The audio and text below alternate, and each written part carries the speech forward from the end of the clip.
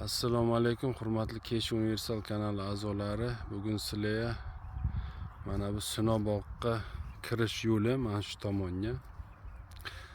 Mana manbadan ko'cha kirgan. Mana shu ko'chadan kirib kelishga. Mana manbaqa obyektimiz 24 sotix. Ikki tomoni devor bilan yopilgan. Uchinchi tomonga mana fundament qo'yilgan hozir. Bu ham devor bilan yopiladi. 3 ta tomon devor hisob. Mana parnik qilingan konteyner temiridan ozroq ollin parnik qilib yasab qo'yilgan manbaqa.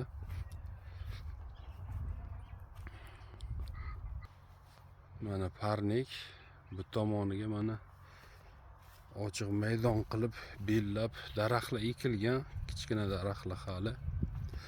Bu tomoni ham mana parnik. Yer yaxshi, mana bu yoqqa artezan bor. Glubinni qilingan.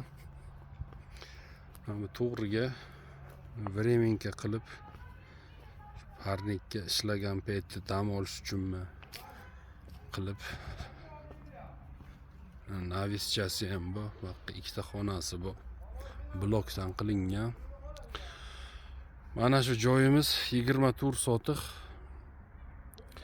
Sotuvga qo'yamiz. 45 ming deyilyapti. Qolgan joyi kelishiladi. Yo'lga yaqin, mana yo'l ko'rinib turibdi.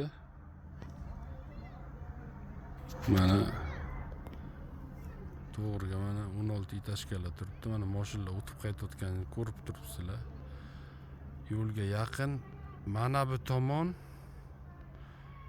mana shu tomondan hozir Moshin bozor, Eko bozor, yana qanaqadir bozorlar planlashtirilgan. Bu joylar nasib bo'lsa zo'r joylar bo'lib ketadi. Mana bu joylarda narxi ham ko'tarilib ketadi. Endi samo saboy bilasizlar, bozor bo'lgandan keyin bozorda yon atrofi narxi zo'r ko'tariladi.